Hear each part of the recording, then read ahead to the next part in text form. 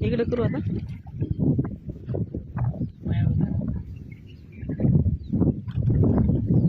महाराष्ट्राचे मुख्यमंत्री एकनाथ शिंदे साहेब आणि दोन्ही मुख्यमंत्री अजितदादा आणि देवेंद्र फडणवीस साहेब ही आमची शेतकऱ्यांची अवस्था पहा.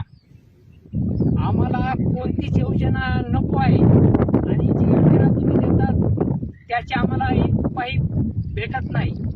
आणि परभणी जिल्ह्याचे पालकमंत्री बनसोडे साहेब आणि परभणी जिल्ह्याचे खासदार साहेब आणि आमचे गंगाखेडचे आमदार साहेब रत्नाकर गुटे साहेब ही आमच्या शेतकऱ्यांची बघा ही परिस्थिती कशी झालेली आहे, पूर परिस्थिती आहे.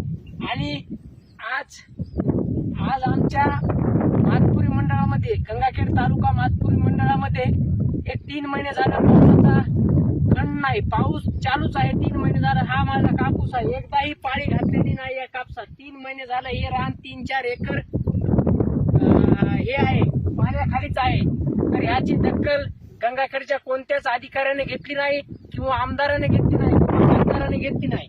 तर एकच आमच्या गंगाखेडच्या आमदाराला विनंती आहे की आपण आम्हाला न्याय द्यावा आणि आमच्या शेतकऱ्याला कर्जमुक्ती द्यावी आणि परभणी जिल्ह्याचे पालकमंत्री साहेब ते आमच्या नुकसानाची भरपाई द्यावी आणि लवकरात लवकर आम्हाला कर्जमाफी द्यावी आणि आम्हाला कोणत्या योजनेची गरज नाही.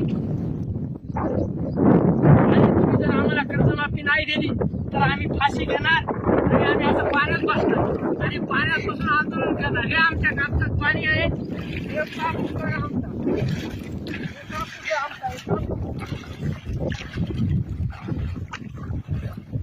कापूस पोवायची वेळ आली, पोवायची वेळ आली साहेब.